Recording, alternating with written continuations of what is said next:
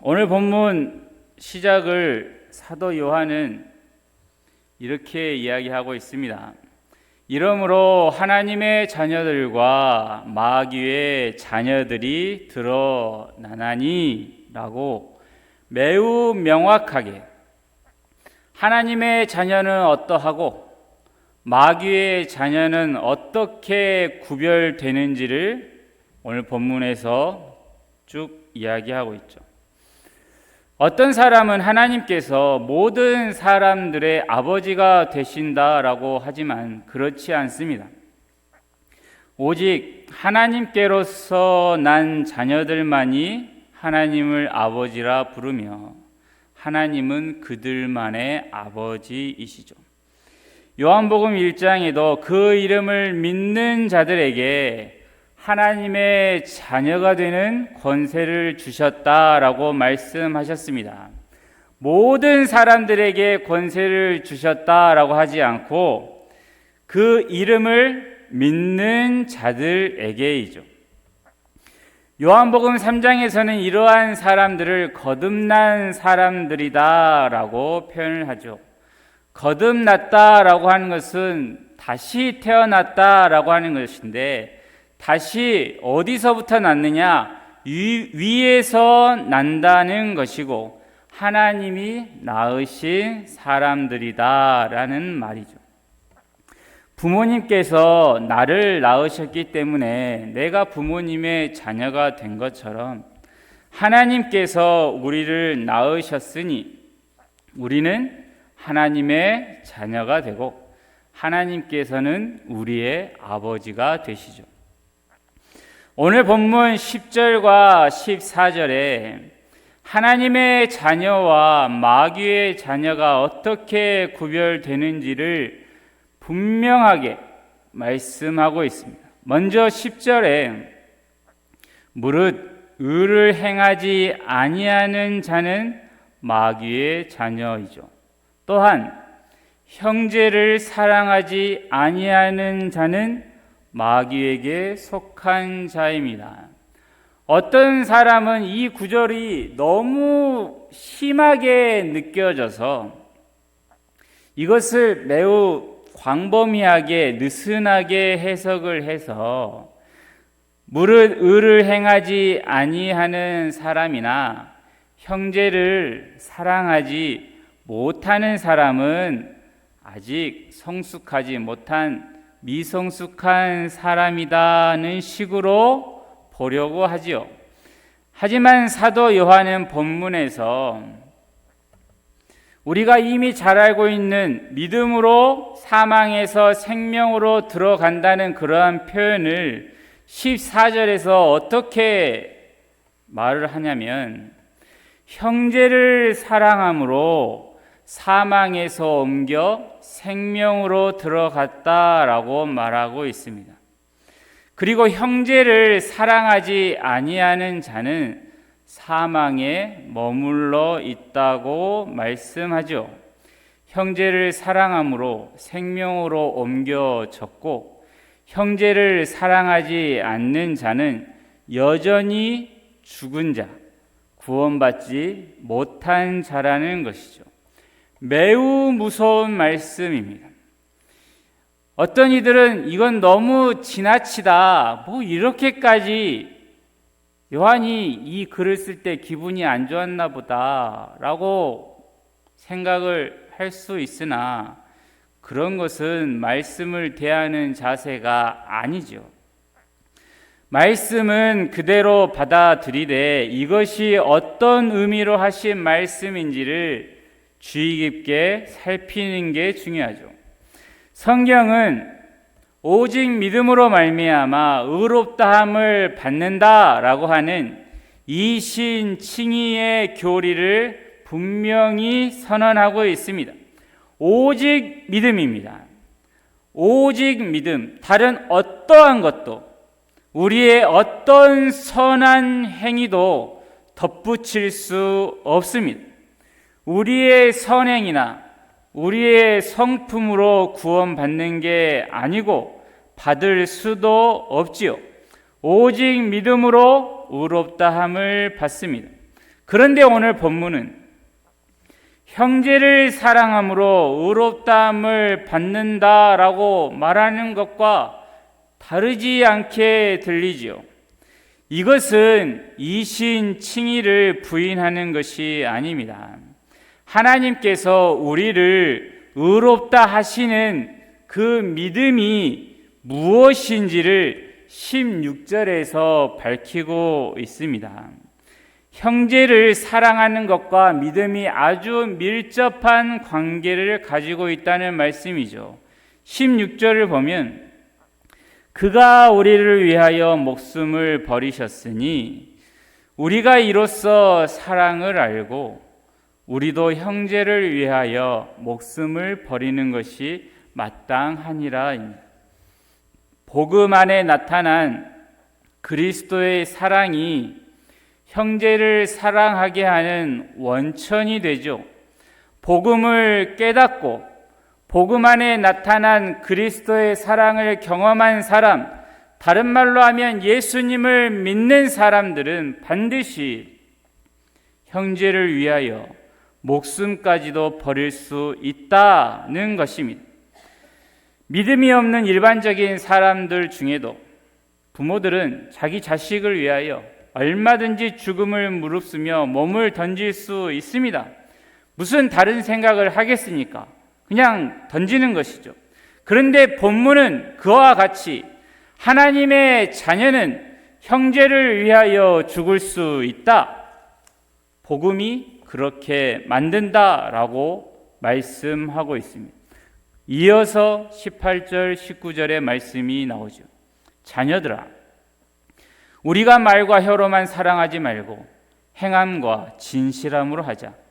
이로써 우리가 진리에 속한 줄을 알고 또 우리 마음을 주 앞에서 굳세게 하리니. 형제의 사랑을 실천하는 것이 구원받은 증거, 하나님의 자녀라는 증거가 된다는 것입니다. 우리가 진리에 속한 줄로 알고라는 말은 우리가 하나님께 속한 사람들이고 구원을 받은 사람이라는 것을 행함과 진실함으로 사랑할 때 확신하게 된다는 말이죠. 형제를 사랑하는 나를 볼 때 내가 진리에 속한 사람이 되었구나. 내가 하나님께 속한 사람이구나. 내가 하나님의 자녀구나는 것을 알게 된다는 것입니다. 그리고 23절에서는 그의 계명은 이것이니 곧 그 아들 예수 그리스도의 이름을 믿고 그가 우리에게 주신 계명대로 서로 사랑할 것이니라고 합니다. 사도 요한은 23절에서 주님이 주신 계명을 두 가지로 말하고 있죠. 첫째는 예수 그리스도의 이름을 믿는 것, 두 번째는 형제를 사랑하는 것입니다. 즉 주님의 계명이 무엇이냐? 믿음과 형제 사랑이다는 것입니다. 이 두 가지는 하나죠. 예수 그리스도를 믿는데 형제 사랑이 없을 수 없다는 것입니다. 보통 믿으면 다 된 거 아니냐. 하지만 성경은 내가 믿으면 된다는 그 부분에서 끝내지 않습니다.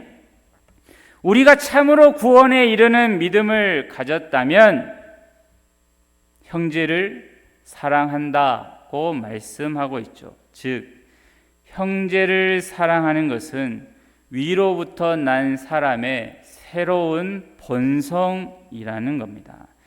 죄인은 죄를 짓는 게 자연스럽고 그것이 본성이듯이 새 사람에게는 형제 사랑이 반드시 있다는 말이죠.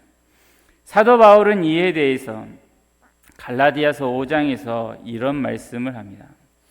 그리스도 예수 안에서는 할례나 무할례나 효력이 없으되 사랑으로서 역사하는 믿음뿐이니라. 갈라디아 교회는 그 안에 논쟁이 일어났죠. 구원을 받기 위해서 할례를 받아야 하냐, 받지 말아야 하는가로 분쟁이 있었습니다.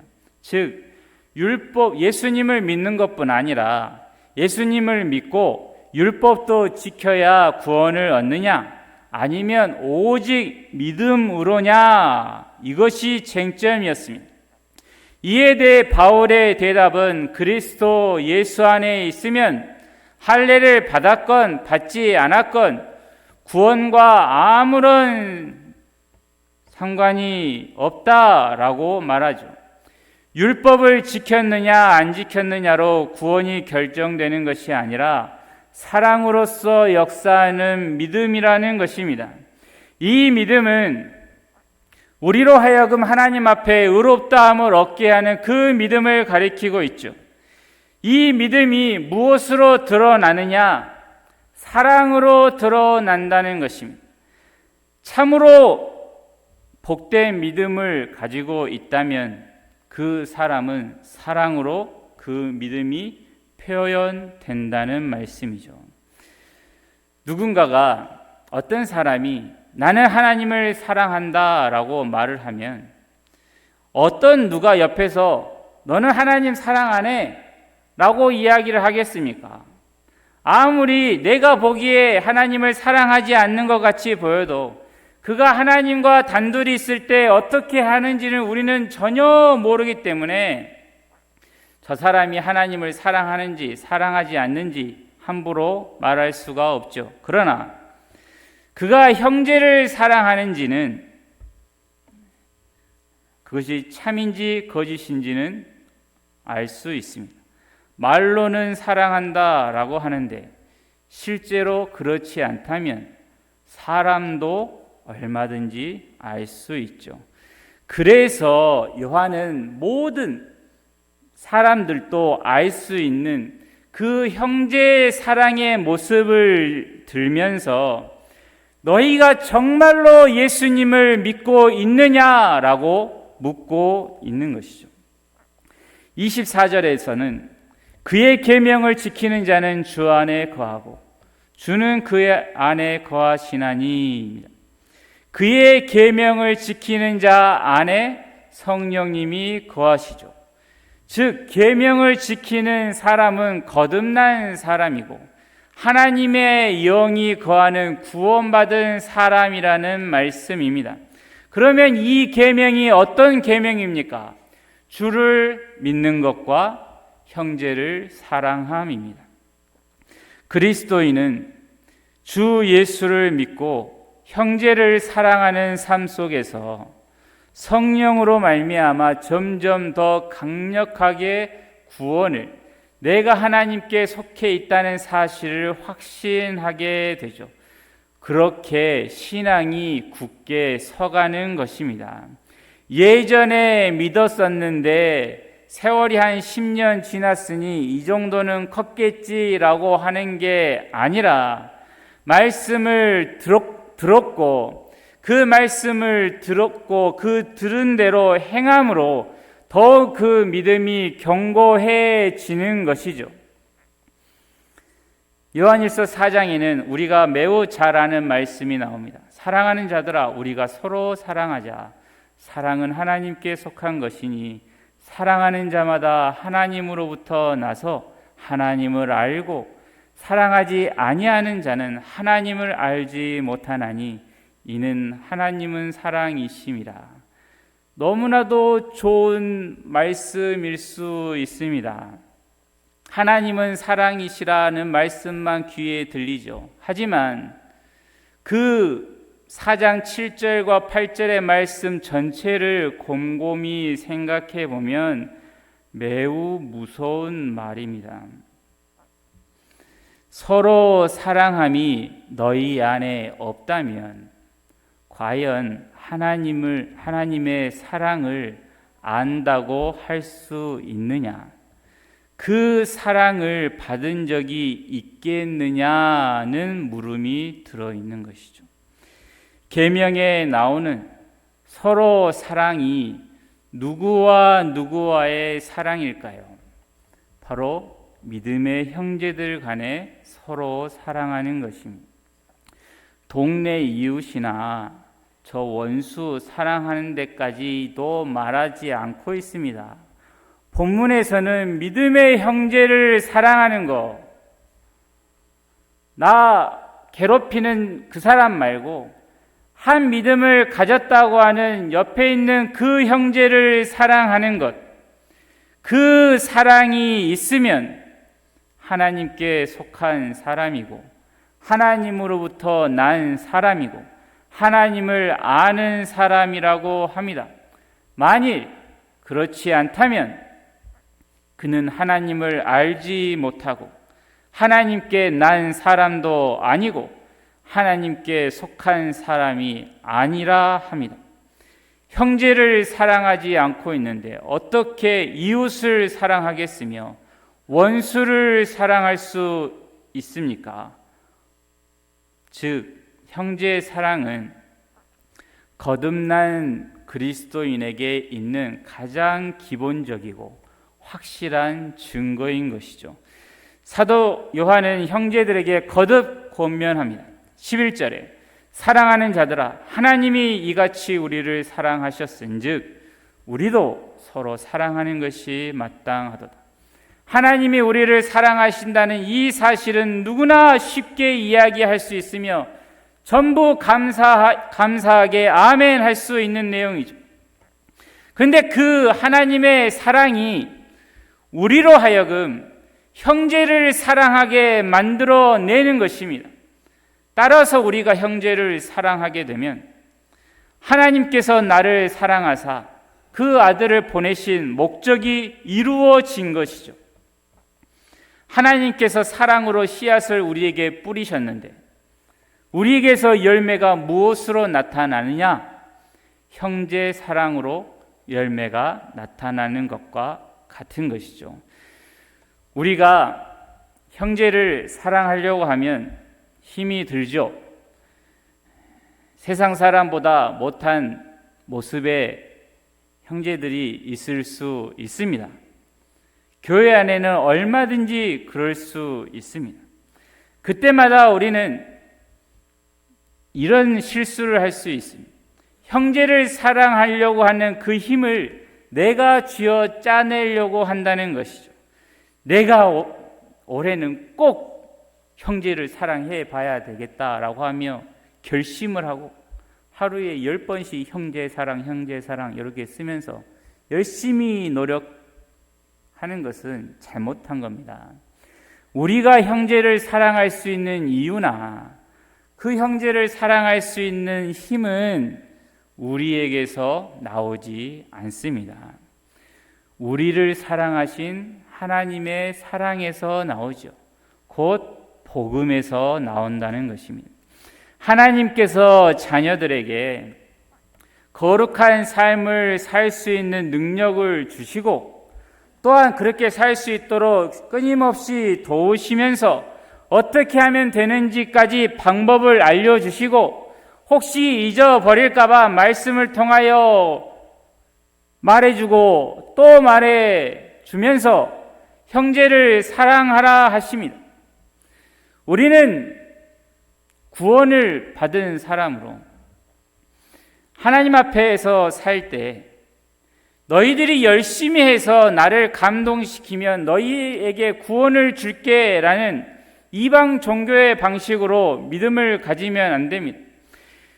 죄인은 어떻게든지 구원의 이유와 조건, 스스로가 자신을 구원할 수 없다는 것을 너무나도 잘 알고 있어도 끊임없이 하나님에게서 멀어지려 하기 때문에 구원의 이유와 조건조차도 내게서 찾으려고 하고 열심을 내서 그 위에 구원을 이루어 보려고 하지만 그것은 모래 위에 집을 지으려고 하는 것과 같은 무지한 것이죠.